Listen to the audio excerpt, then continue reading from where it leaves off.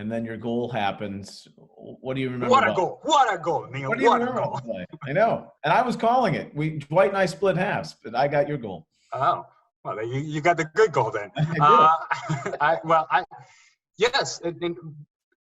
I think we may have been a little surprised as to how committed to the attack the New York Red Bulls were early on in the match, and they did create some problems. And Dave Vandenberg down the left-hand side with some early crosses, the speed of Dane Richards as well, and then a couple of chances that fell to the right guy, Juan Pablo Angel, but he was not able to execute in the final moment.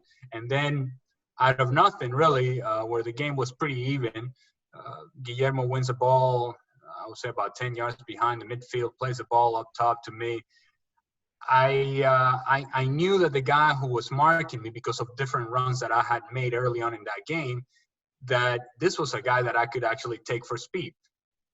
And I'm here to tell you, there aren't many guys that I could take for speed, but this guy I could be for speed. And so,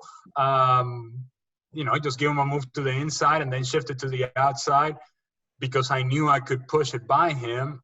And then as I pushed it by him, I take a quick look up, trying to see and thinking and anticipating that Robbie would be somewhere down the left-hand side to cross the ball to him, similar to what I did in the game against Kansas City at home in the playoffs.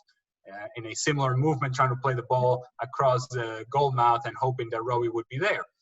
However, when I took that quick look up, there was no Robbie. There was no yellow jersey anywhere to be found. In fact, he may have been trailing the play of about 15, 20 yards. But in that same fraction of a second that I looked up to try to find Robbie, I also looked at Danny Cepero, and he was way too far over the near post. He was outside of the near post. And even though it was a very tight angle for me, I thought, I'm going to let it go because I have nobody to cross the ball to.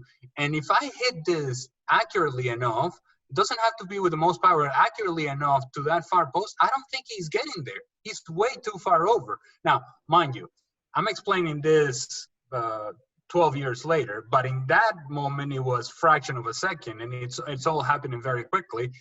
However, I made the decision. The space was there. It was just a matter of executing properly, and I did just that. And once that ball went off the post and in,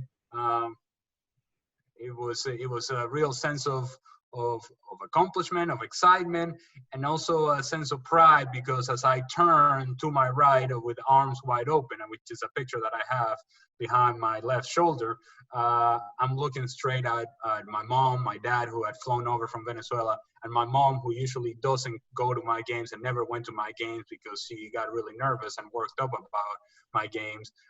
It was nice to see her in